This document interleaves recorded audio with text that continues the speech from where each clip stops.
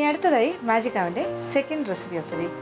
ഈ ആഴ്ചത്തെ second recipe ഒരു മധുരം തന്നെയാണ്. ഇത് പുഡിങ്ങാണ്. പുഡിംഗ് എന്ന് പറഞ്ഞാൽ എല്ലാവർക്കും വലിയ ഇഷ്ടമാണ്. അപ്പോൾ ഏതെല്ലാം തരം പുഡിങ്സാണ് ഇപ്പോഴത്തെ വീട്ടമ്മമാരുണ്ടാക്കുന്നത്? ഒരുപാട് വെറൈറ്റീസ്, അത് പല പല പരീക്ഷണങ്ങളിലൂടെ ഒരുപാട് പുഡിങ്സ് ആൾക്കാരുണ്ടാക്കുന്നുണ്ട്. അപ്പോൾ നമ്മൾ ഒരു പുഡിംഗ് തന്നെയാണ് ചെയ്യുന്നത്, പക്ഷേ വളരെ എളുപ്പത്തിൽ ചെയ്യാൻ പറ്റുന്ന ഒരു സിമ്പിൾ പുഡിംഗ്. ഇതിൻ്റെ പേര് തന്നെ ഐസ്ക്രീം പുഡിംഗ് എന്നാണ് ഞാൻ ഇട്ടിരിക്കുന്നത്. ഐസ്ക്രീമിൻ്റെയൊക്കെ ഒരു സ്വാദ് തരുന്ന ഒരു പുഡിംഗ്. ഏറ്റവും എളുപ്പമാണ്. നല്ല വൈറ്റ് കളറിൽ ഒരു ഐസ്ക്രീം പോലെ ഇങ്ങനെ നമുക്കിങ്ങനെ കോരി കുടിക്കാൻ പറ്റുന്ന ഒരു പുഡിംഗ്. ഇത് ഏതിൻ്റെ കൂടെ വേണമെങ്കിലും, എന്ത് സോസിൻ്റെ കൂടെ വേണമെങ്കിലും കഴിക്കാം, എന്ത് വേരിയേഷൻ വേണമെങ്കിലും ഇതിൽ നടത്താം, ഫ്ലേവറിങ് മാറ്റാം, എങ്ങനെ വേണമെങ്കിലും ചെയ്യാം. അതിൻ്റെ രുചിയൊക്കെ എന്താ പറയുക, ആ എസൻസ് വളരെ വ്യത്യസ്തമായിട്ട് പല തരം എസൻസും പല കളേഴ്സും കൊടുത്തിട്ട് വേണമെങ്കിലും മാറ്റങ്ങളോടുകൂടി ചെയ്യാം. എന്തായാലും നമ്മളൊരു വാനില ഫ്ലേവർ കൊടുത്തിട്ട് ചെയ്യുന്ന ഐസ്ക്രീം പുഡിംഗ്. ഇത് എങ്ങനെയാണ് ചെയ്യുന്നത് നോക്കാം. ഇതിന് വേണ്ട ചേരുവകൾ എന്തൊക്കെയാണെന്ന് നോക്കാം. പശുവിൻ പാൽ 1/2 ലിറ്റർ, കോൺഫ്ലവർ 3 ടേബിൾ സ്പൂൺ, മുട്ടയുടെ വെള്ള 4 മുട്ടയുടേത്, പൊടിച്ച പഞ്ചസാര 1 കപ്പ്, വാനില എസൻസ് 1 ടീസ്പൂൺ. ഇനി നമുക്ക് ഐസ്ക്രീം പുഡിംഗ് തയ്യാറാക്കാം. അപ്പോൾ ആദ്യം തന്നെ അടുപ്പ് കത്തിക്കുക. അതിലേക്ക് 1/2 ലിറ്റർ പാൽ, അതിൽ കുറച്ച് മാറ്റി വെച്ചിട്ട് ബാക്കി ഒഴിക്കാം. അപ്പോൾ ഈ പാല് നമ്മൾ കുറച്ച് മാറ്റി വെച്ചിരിക്കുന്നത് കോൺഫ്ലവർ കലക്കാനാണ്.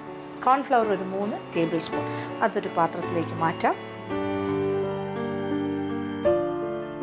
ഇതിലേക്ക് ചൂടില്ലാത്ത സാധാരണ തണുത്ത പാല്,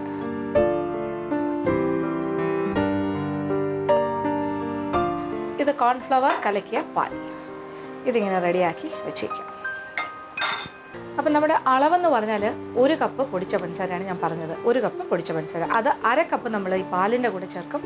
1/2 കപ്പ് വീണ്ടും നമ്മൾ ചേർക്കും, പക്ഷേ പാലിൻ്റെ കൂടെയല്ല, നമ്മൾ മുട്ടയുടെ വെള്ള പതപ്പിക്കുമ്പോൾ ആ സമയത്താണ് ചേർക്കേണ്ടത്. അപ്പോൾ 1 കപ്പ് പൊടിച്ച പഞ്ചസാര എടുത്തിട്ട് പകുതിയായിട്ട് മാറ്റി വയ്ക്കുക. അപ്പോൾ ഒരു പകുതി എടുത്ത് ഞാൻ വെച്ചിട്ടുണ്ട്. ഇത് 1/2 കപ്പ് പൊടിച്ച പഞ്ചസാര, അതാണ് നമ്മൾ ഈ കോൺഫ്ലവർ പാൽ മിശ്രിതത്തിലേക്ക് ചേർക്കേണ്ടത്.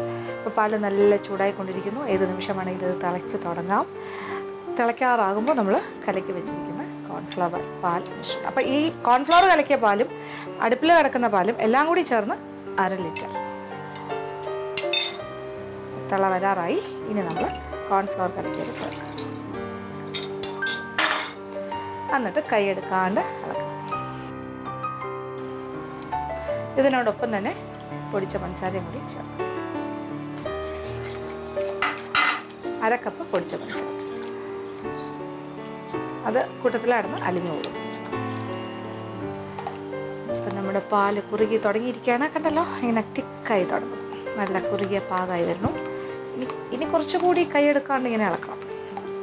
ഇനി ഇത് അല്പം നേരം തണുക്കാനായിട്ട് സമയം കൊടുക്കണം. ഫാൻ ഇട്ടിട്ട് അതിൻ്റെ താഴെ വെച്ച് ഇങ്ങനെ ഇളക്കിക്കൊണ്ടിരിക്കുക. അപ്പം ഏകദേശം ഏതാണ്ട് തണുക്കുന്നവരെ ഇങ്ങനെ ഇളക്കണം. നല്ലൊരു ക്രീമി ആയിട്ടിരിക്കുവാണ്. ആവശ്യത്തിന് തണുത്തിട്ടുണ്ട്. ഇനി നമ്മൾ 4 മുട്ടയുടെ വെള്ള പ്രത്യേകം എടുത്ത് വെച്ചിരിക്കുകയാണ്. മഞ്ഞ വേണ്ട, എഗ് വൈറ്റ് മാത്രം. അത് കുറച്ചുകൂടി വലിയൊരു പാത്രത്തിലേക്ക് ഞാൻ മാറ്റുകയാണ്. ഇനി ഇത് നന്നായിട്ടൊന്ന് ബീറ്റ് ചെയ്ത് നല്ല പതച്ചെടുക്കണം.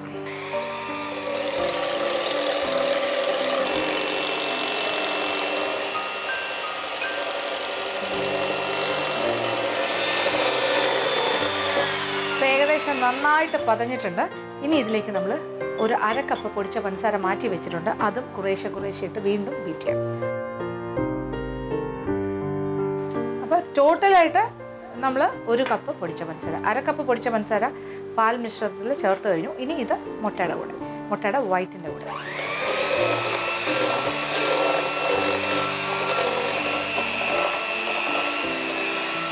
ഇങ്ങനെ ഇടയ്ക്ക് കുറേശ്ശെ ഇട്ടിട്ട് വീണ്ടും ബീറ്റ് ചെയ്യാം. കുറച്ച് വാനില എസൻസും കൂടി ചേർത്ത് കൊടുക്കാം.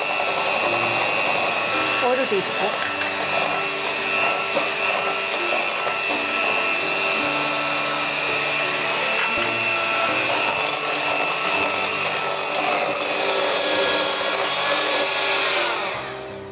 അപ്പം നല്ല രീതിയിൽ പതച്ചെടുത്തിരിക്കുകയാണ്. നമ്മളിപ്പോൾ അവസാനം കണ്ടില്ലേ, ഒരു മെറിംഗോ പോലെ ആയിട്ടുണ്ട്. പൊടിച്ച പഞ്ചസാര 1/2 കപ്പ് ചേർത്തു, 4 മുട്ടയുടെ വൈറ്റ്, കുറച്ച് വാനില എസൻസ് 1 ടീസ്പൂണോളം ചേർത്തു. ഇനി ഇതിലേക്ക് ചേർക്കേണ്ടത് നമ്മൾ റെഡിയാക്കി വെച്ചിരിക്കുന്ന ഇത് കോൺഫ്ലവർ പാൽ പഞ്ചസാര മിശ്രിതം.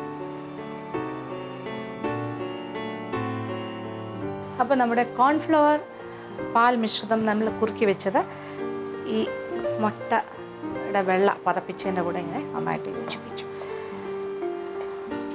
നന്നായിട്ടൊന്ന് യോജിപ്പിച്ചിട്ട്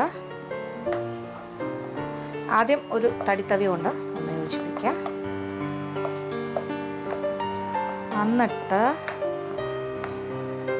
കണ്ടല്ലോ നല്ല ഫ്ലഫി ആയിട്ടിരിക്കും. ഇനി ഇത് 1 മിനിറ്റും കൂടി ഒന്ന് ബീറ്റ് ചെയ്യാം. എല്ലാം കൂടി ചേർത്തിട്ട് ബീറ്റ് ചെയ്യാൻ പോകണം.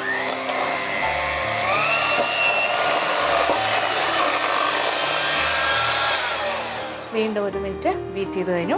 എല്ലാം കൂടി നന്നായിട്ട് യോജിപ്പിച്ചെടുത്തപ്പോൾ എഗ് വൈറ്റ് 4 മുട്ടയുടെ വെള്ള നന്നായിട്ട് പതപ്പിച്ച് അര കപ്പോളം പൊടിച്ച പഞ്ചസാര അതിൻ്റെ കൂടെ ഇട്ട് വീണ്ടും ബീറ്റ് ചെയ്തു. വാനില എസൻസ് ചേർത്തു. അപ്പോൾ ഒരു മെറിംഗു ഒരു സ്റ്റൈലിലേക്ക് മാറ്റി.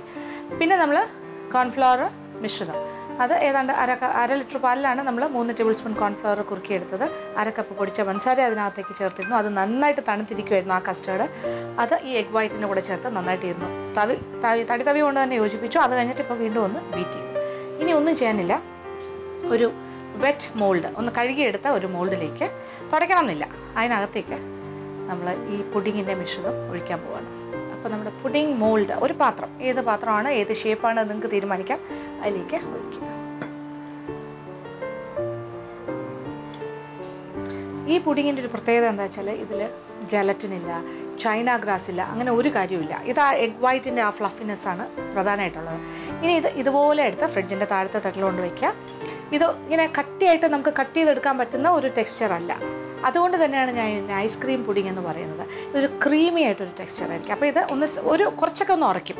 ഒന്ന് തണുത്ത് കഴിയുമ്പോൾ കുറച്ചുകൂടി ഒന്ന് സെറ്റാകും. പക്ഷേ നല്ല ക്രീമി ആയിരിക്കും. അത് നമ്മൾ ആവശ്യാനുസരണം നല്ല തണുപ്പിച്ചിട്ട് ബൗളിലേക്ക് ഇങ്ങനെ കോരി എടുക്കുക. എന്നിട്ട് ചോക്ലേറ്റ് സോസിൻ്റെ കൂടെയോ അല്ലെങ്കിൽ ചോക്ലേറ്റ് ഗ്രേറ്റ് ചെയ്തിട്ട് അതിൻ്റെ കൂടെയോ ചോക്ലേറ്റ് ചിപ്സിൻ്റെ കൂടെയോ ഒക്കെ ഇത് സെർവ് ചെയ്യണം. അതാണ് എൻ്റെ ഒരു രീതി. ഇപ്പോൾ ഇത് നല്ല പ്യോർ വൈറ്റ്. ഇത് നേരെ ഫ്രിഡ്ജിൻ്റെ താഴത്തെ തട്ടിലേക്ക് വയ്ക്കുന്നു. ആവശ്യാനുസരണം നന്നായിട്ട് തണുപ്പിച്ചിട്ട് ഒരുവിധം സെറ്റായി കഴിയുമ്പോൾ നമ്മൾക്ക് ഉപയോഗിച്ചോളാം. അപ്പോൾ അതാണ് നമ്മുടെ ഐസ്ക്രീം പൊടി. അപ്പോൾ ഇത് ഞാൻ ഫ്രിഡ്ജിലേക്ക് മാറ്റാൻ പോവാണ് സെറ്റാവാനായിട്ട്. അപ്പോൾ നമ്മുടെ പുഡിങ് കുറച്ച് നേരം ഫ്രിഡ്ജിൽ വെച്ച് ഏതാണ്ട് സെറ്റായി കഴിഞ്ഞു. കണ്ടല്ലോ, ഇതിങ്ങനെ കട്ട് ചെയ്തെടുക്കാൻ സാധിക്കില്ല എന്നേ ഉള്ളൂ. നല്ലൊരു ക്രീമി ടെക്സ്ചറായിരിക്കും. അപ്പോൾ ഇതിൻ്റെ മുകളിൽ എന്ത് അലങ്കാരം വേണമെങ്കിലും ആകാം. ചോക്ലേറ്റ് ഗ്രേറ്റ് ചെയ്തിടാം, അതല്ലെങ്കിൽ ചോക്ലേറ്റ് സോസ് ഉപയോഗിച്ച് കഴിക്കാം. ഏത് രീതിയിൽ വേണമെങ്കിലും. ഞാൻ എന്തായാലും ഒരല്പം ചോക്ലേറ്റ് ഗ്രേറ്റ് ചെയ്തിടാൻ പോവാണ്.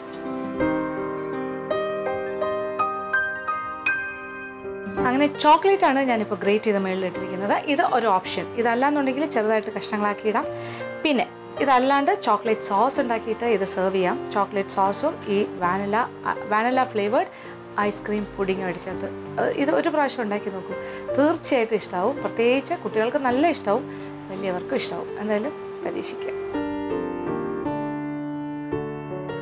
ഇന്നത്തെ എപ്പിസോഡ് ഇവിടെ അവസാനിക്കുകയാണ്. വീണ്ടും പുതിയ വിഭവങ്ങളുമായി മാജിക് ആവിലൂടെ കാണാം.